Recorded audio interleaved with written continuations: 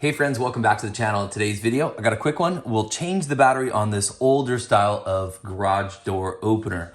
So a lot of times the garage door openers will have a screw in the back. This one does not.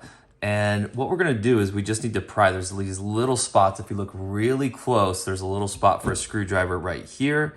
And then they actually kind of go all the way around this remote control. So we're just gonna pop them open, and it's pretty easy once you kind of get the technique, just a little bit of pressure. But for this one, let's see what we can do about just kind of popping it in there.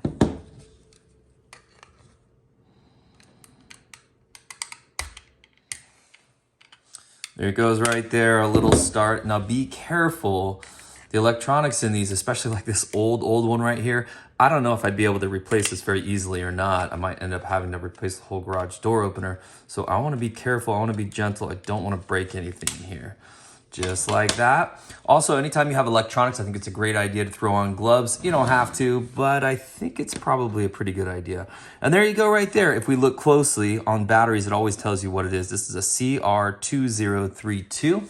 I went online, picked these up 2 days later. Here we go, got them in, and we can just simply pull this battery out. I'll put a link to these batteries down in the description down below.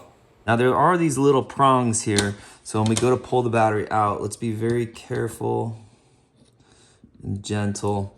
Again, this is not a remote that I can easily replace, I don't think. Pop in our new battery.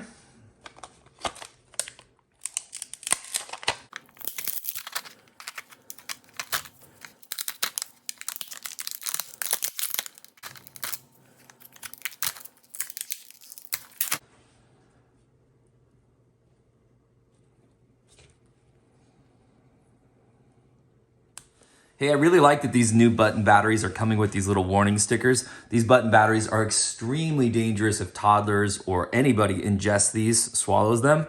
So make sure that you store these away from toddlers safely and that you dispose of the old one correctly.